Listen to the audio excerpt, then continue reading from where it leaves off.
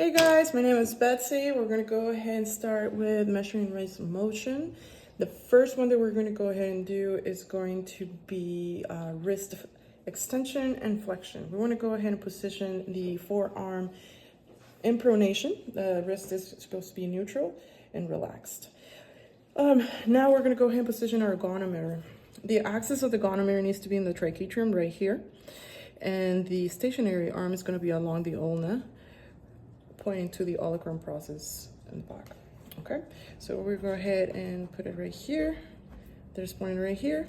The movable arm is going to go ahead and be parallel or just on the dorsal side of the fifth digit. Now we're going to go ahead and have her flex. Now we're going to hold it. And once we hold it, we can go ahead and measure it.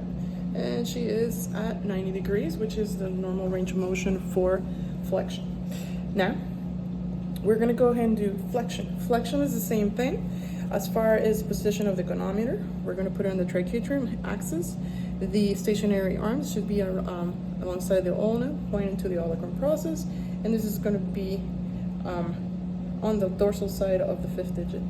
Now we're going to go ahead and hold this on the side. We're going to ask her to extend upwards. We're going to align it parallel to it. This we're going to go ahead and get our measurement here. Okay, go ahead. And measurement is within range, which is 70 degrees. Okay, perfect. Now that we did the wrist flexion extension, we're going to go ahead and do the ulnar deviation of the wrist and the radial deviation of the wrist. I need to note that in this, your elbow and not your elbow, your femorals and your shoulders should be at 90 degrees. However, due to the lack of equipment, we're going to go ahead and measure it like this. So the position of the arm is relaxed in neutral position. The forearm, wrist is in neutral position, and the hand is in pronation. From here, we're going to go ahead and place the goniometer. Just want to make sure. Let's go ahead. There we go. Adjusted the camera so we can. There we go. Sorry guys, I am everything here. I'm the producer, the camera person, and the live person all at the same time. Hope you like it.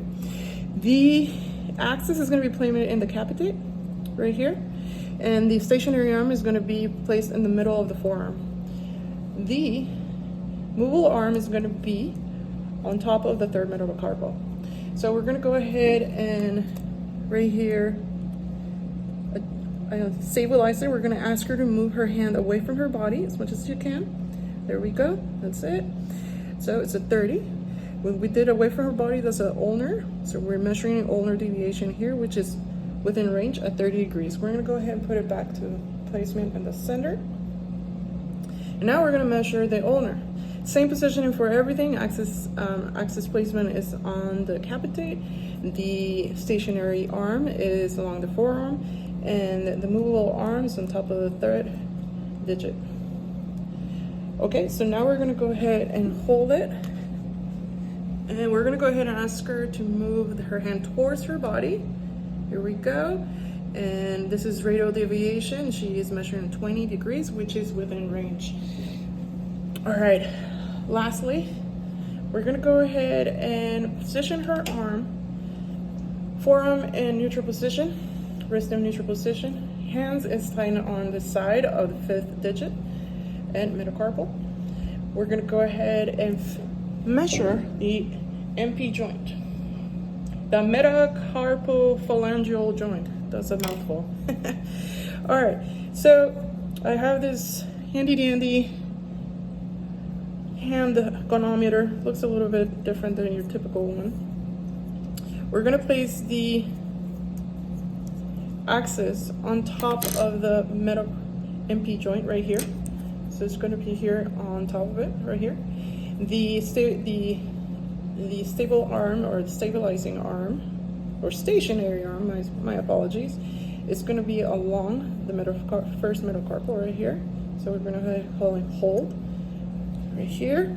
We're stabilizing it by grabbing underneath, and we're going to go ahead and ask her to bring them in. Once they're in, we're going to go ahead and move this movable arm to flex, and right here, we got 90. Normal range of motion of the metacarpal phalangeal joint is 90 degrees. All right, guys, hope you enjoyed it. See you later.